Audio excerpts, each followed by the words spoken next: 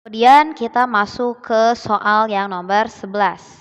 Nomor 11 dan 12 itu nyambung ya, jadi masih tentang notasi ilmiah. Ingat bahwa bentuk umum dari notasi ilmiah itu seperti ini. Bentuk umumnya A dikali 10 pangkat N. Ini adalah bentuk umum dari notasi ilmiah. Tapi dengan catatan A-nya itu harus di rentang 1 sampai dengan 10. Ya. Artinya apa? Nah, kita coba langsung ke nomor 11A ya. Di sini ada 37.800.000.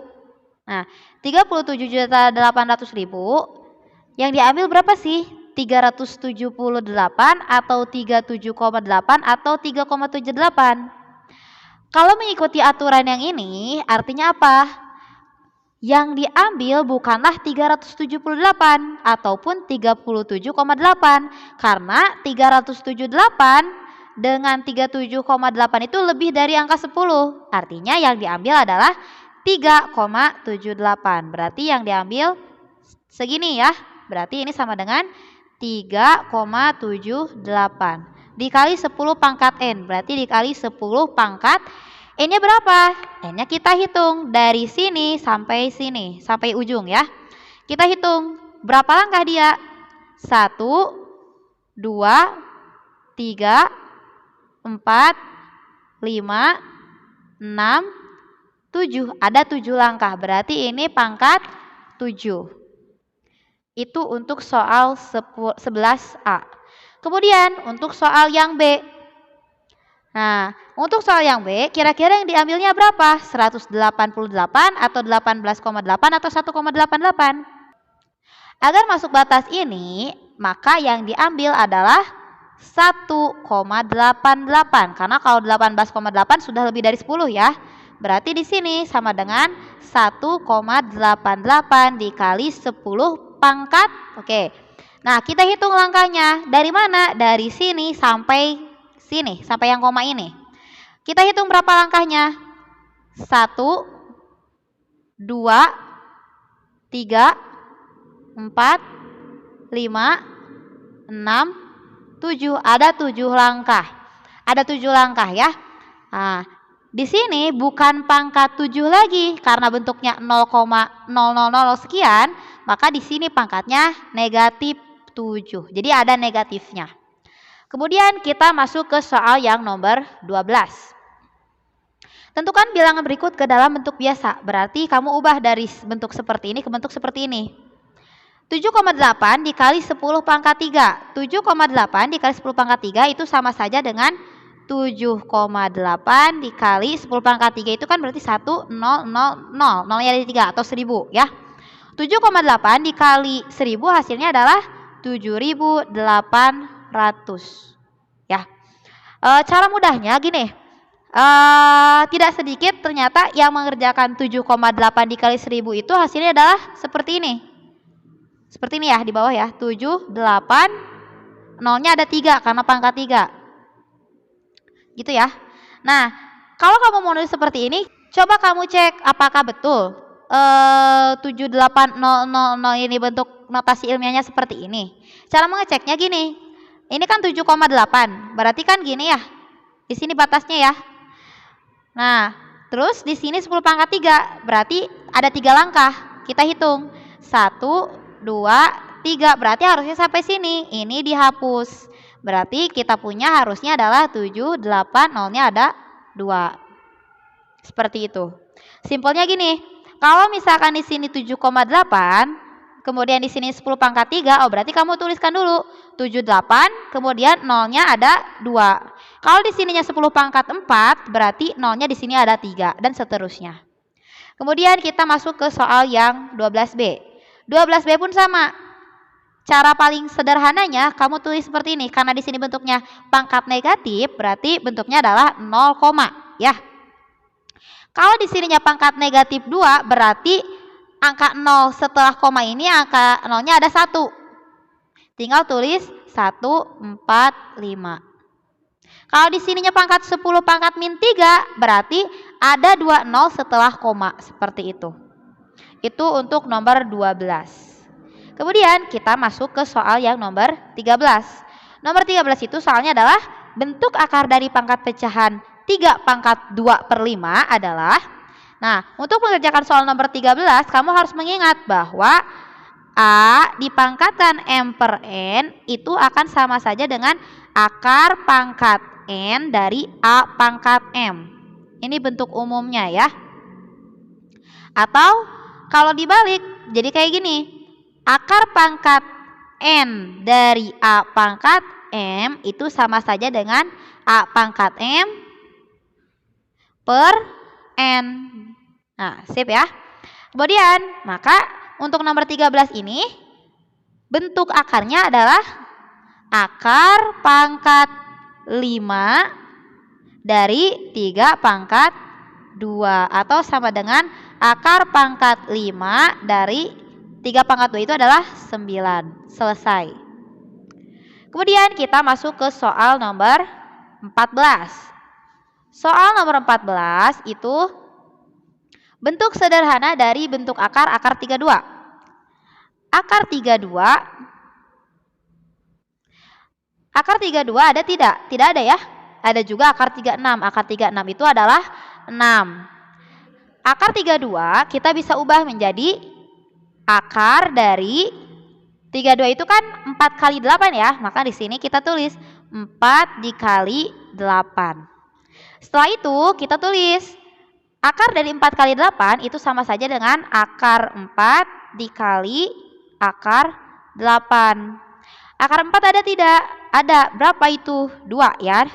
Berarti di sini 2 dikali akar 8 ada tidak? Tidak ada. Berarti bisa kita ubah ke bentuk yang lain. 8 itu kan sama saja dengan 4 dikali 2. Nah, setelah itu sama dengan 2 dikali akar dari 4 kali 2 ini sama saja dengan akar 4 dikali akar 2. Atau sama dengan 2 dikali akar 4 adalah 2 dikali akar 2 ada tidak? Tidak ada. Maka kita tulis lagi akar 2. Sama dengan 2 kali 2, 4. 4 dikali akar 2 berarti 4 akar 2. Selesai. Jadi caranya seperti ini untuk nomor 14. Namun ada cara yang paling cepat. Akar 32 itu sama saja dengan akar dari 16 dikali 2. Maka di sini sama dengan akar 16 dikali akar 2. Atau sama dengan akar 16 itu adalah 4 dikali akar 2 itu tidak ada. 4 dikali akar 2 sama dengan 4 akar 2. Ini lebih cepat ya daripada ini. Itu untuk nomor 14. Sekarang kita masuk ke soal yang nomor 15. Hasil dari 4 akar 3 ditambah 2 akar 18 dikurang akar 27 adalah. Nah, kita tulis lagi soalnya. 4 akar 3 ditambah 2 akar 18 dikurang akar 27. Sama dengan. 4 akar 3 sudah sederhana ya. Berarti kita tulis ulang. 4 akar 3. Ditambah 2 akar 18. Berarti 2 akar 18 itu berapa kali berapa? 9 kali 2. Berarti di sini 9 kali 2. Dikurang akar 27. 27 itu sama saja dengan 9 dikali 3. Maka kita punya di sini sama dengan 4 akar 3 ditambah dalam kurung 2 dikali akar dari 9 kali 2 itu sama saja dengan akar 9 dikali akar 2. Dikurang. Yang ini sama saja dengan akar 9 dikali akar 3. Sama dengan 4 akar 3 ditambah 2 dikali akar 9 adalah 3 dikali akar 2. Dikurangi akar 9 adalah 3 dikali akar 3 tidak ada. Berarti ditulis akar 3. Sama dengan 4 akar 3 ditambah 2 kali 3, 6. 6 dikali akar 2, 6 akar 2. Dikurang 3 kali akar 3, berarti 3 akar 3. Dari sini ada yang bisa dijumlahkan tidak? Ada di sini akar 3, di sini akar 3. Berarti kita bisa menjumlahkan yang ini dengan yang ini. Maka kita punya di sini sama dengan 4 akar 3 dikurang 3 akar 3 ditambah 6 akar 2. Sama dengan 4 akar 3 dikurang 3 akar 3 berarti 4 kurang 3 itu 1 kan? Berarti ini hasilnya adalah 1 akar 3 atau kita tulis akar 3 saja. Satunya tidak ditulis. Ditambah 6 akar 2. Selesai. Kemudian kita masuk ke soal yang nomor 16. Sebuah bakteri membelah diri menjadi 3 setiap 20 menit sekali. Jika mula-mula bakteri berjumlah 2, maka jumlah bakteri setelah 2 jam adalah, nah, kita selesaikan.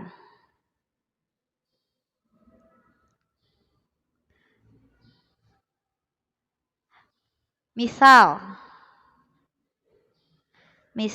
di sini ada A. A-nya ini adalah jumlah mula-mula ya. Jumlah mula-mula bakteri.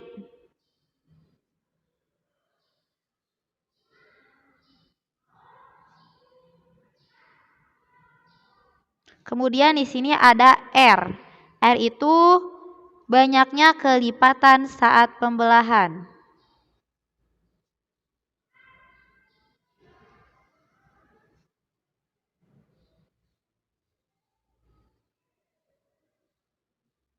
Jadi satu bakterinya itu membelah menjadi berapa kali lipatnya gitu ya. Nah, bentar dulu. Nah, di sini jumlah mula bakterinya itu ini kan berjumlah 2. Berarti di sini sama dengan 2. Kemudian banyaknya kelipatan saat pembelahan. Sebuah bakteri membelah diri menjadi 3. Berarti di sini sama dengan 3. Kemudian di sini ada T. T ini adalah jumlah pembelahan yang dilakukan.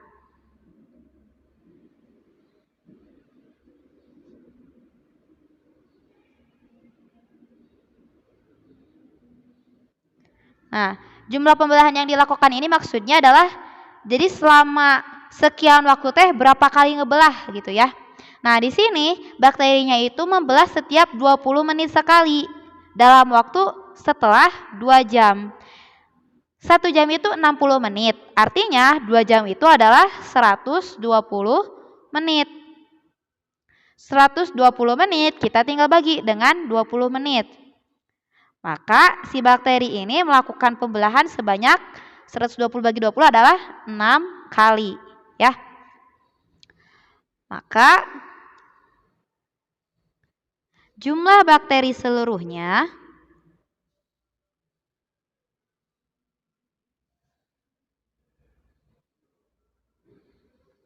akan sama dengan A dikali R pangkat T. Dari mana ini? Nah, jadi gini, kalau misalkan diilustrasikan, tadinya ada satu bakteri. Dia membelah diri menjadi 3. Berarti ada seperti ini kan? Nah, kemudian masing-masing bakteri ini membelah diri lagi menjadi 3. Berarti ini 1, 2, 3. Kemudian yang ini juga menjadi 3. 1, 2, 3. Yang ini pun menjadi 3. 1, 2, 3. Nanti masing-masing ini membelah diri lagi menjadi 3 lagi masing-masingnya. Nah, di sini ketika pertama kali membelah berarti kan tadi di sini rumusnya R pangkat T kan? Berarti 3 pangkat, kalau 1 kali ngebelah berarti pangkat 1, kalau 2 kali ngebelah berarti pangkat 2, kalau 3 kali ngebelah berarti pangkat 3. 3 pangkat 1, 3. 3 pangkat 2, 9. 3 pangkat 3, 27. Kita coba buktikan ketika si satu bakteri ini membelah untuk pertama kalinya harusnya menjadi 3 kan? Kita coba hitung. 1, 2, 3. Cocok. Setelah 2 kali melakukan pembelahan, harus ada 9 bakteri. Kita lihat. 1, 2, 3, 4, 5, 6, 7, 8, 9. Cocok ya. Artinya satu bakterinya itu akan berjumlah R pangkat T. Tapi karena di sini bakterinya lebih dari 1, maka di sini dikalikan A. Jadi kita kalikan bakterinya ada berapa awalnya gitu ya. Nah, maka di sini sama dengan A-nya adalah 2 dikali R-nya adalah 3 pangkat T-nya adalah 6. Berarti sama dengan 2 dikali 3 pangkat 6, hasilnya adalah 3 kali 3, 9. 9 kali 9, 81. Oh sebentar, ada 6 ya. Ada 6. 3 kali 3, 9. Ini 9, ini 9. 9 kali 9, 81. 81 kali 9, 729. 2 dikali 729, hasilnya adalah 1458. Jadi,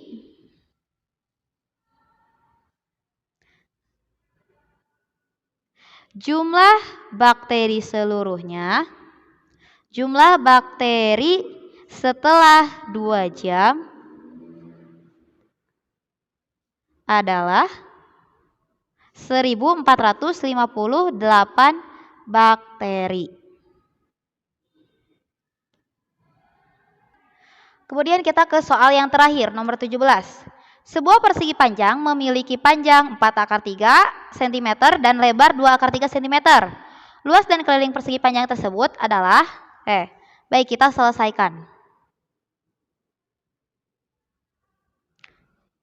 Misal, di sini ada panjang dan lebar ya, berarti kita misalkan P adalah panjang, kemudian L kecil adalah lebar. Kemudian yang ditanyakan luas dan keliling ya, berarti di sini ada L besar atau luas. Kemudian ada K besar atau keliling. Di sini panjang persegi panjang berarti ya. Panjang persegi panjang. Kemudian di sini ada lebar persegi panjang. Yang ini pun luas persegi panjang. Dan ini pun keliling persegi panjang. Nah, di sini panjang persegi panjangnya itu adalah 4 × 3 cm. Kemudian lebarnya adalah 2 × 3 cm. Ya. Kita ke pertanyaan yang pertama dulu, mencari luas persegi panjang ya. Berarti maka L sama dengan, ingat bahwa luas dari persegi panjang itu adalah panjang dikali lebar atau sama dengan panjangnya itu adalah 4 × 3 cm dikali lebarnya adalah 2 × 3 cm. Cara menghitung ini kan perkalian ya bentuknya. Berarti kamu kalikan dulu 4 dikali 2 akar dari 3 dikali 3 ya. Kemudian cm kali cm berarti cm kuadrat. Sama dengan 4 kali 2, 8. Ini akar dari 3 kali 3 hasilnya adalah 3 cm pangkat 2. 8 kali 3, 24. Berarti luasnya adalah 24 cm pangkat 2. Kemudian pertanyaan kedua, keliling.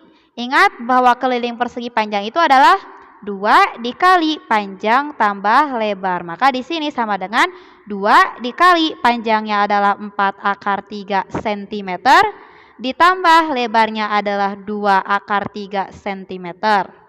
Sama dengan 2 dikali 4 akar 3 tambah 2 akar 3 bisa dijumlahkan. Hasilnya adalah 4 tambah 2, 6. 6 akar 3 cm.